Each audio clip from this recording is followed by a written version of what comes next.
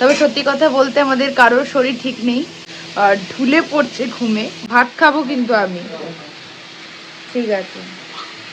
মাংস দিয়ে ভাতই ভালো লাগে গাইস, কে খায় রুটি? তো এখন বিছানা গুছিয়ে নেওয়া যাক, এবং গুছিয়ে নিয়ে তারপরে রান্নায় যাব, কারণ মাকে একটু হেল্প করে দিই।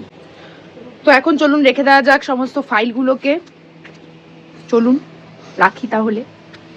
তো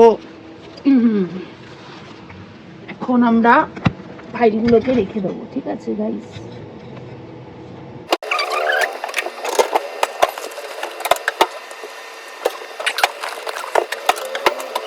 খুবই দুর্লভ একটা দৃশ্য আমি আপনাদের সাথে শেয়ার করতে চলেছি। এই জায়গাটা পরিষ্কার করে আপনাদেরকে আমি দেখিয়ে দেবো যে পরিষ্কারও করা যায়।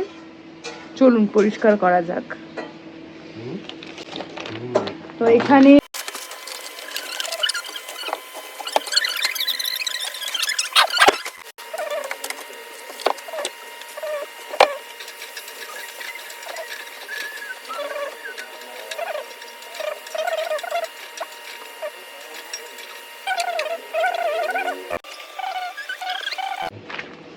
দেখুন গাইস, আমি যে আঁকাগুলো ছাড়ি সেটা আমি এই খাতাতে করি, মানে এই ডায়েরিতে করি।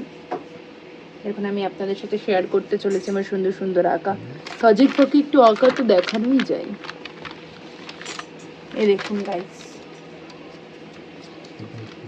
দেখতে পাচ্ছেন আপনারা? পঞ্চমুখী হনুমানজি। এখানে আরো আছে অনেক অনেক আঁকা। দেখাবো কেন? দেখতে হলে ফেসবুকে যান, ইনস্টাগ্রামেও আছে, ইউটিউবেও ছাড়ি।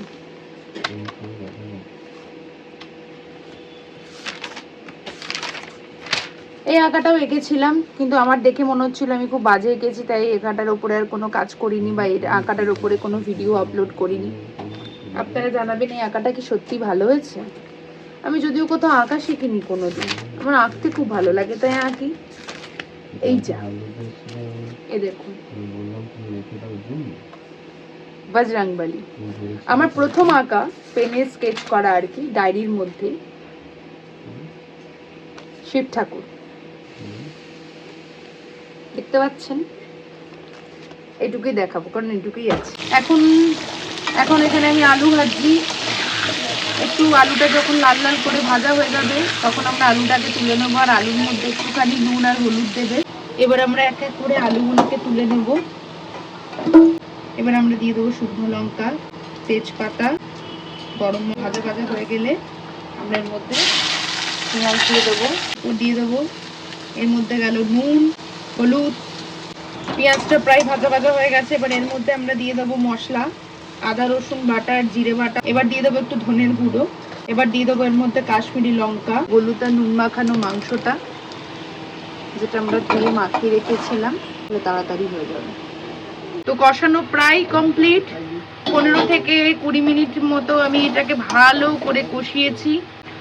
এবার আমরা এর মধ্যে দিয়ে দেবো আমাদের ভাজা আলু। এবার আলুটাকে সিদ্ধ করার জন্য আমাদেরকে দিতে হবে এর মধ্যে একটু পরিমাণ মতো জল, যাতে আলুটা সিদ্ধ হয়ে যায়। এই আমাদের ফাইনাল রেজাল্ট গাইস, লোভ দেবেন না প্লিজ।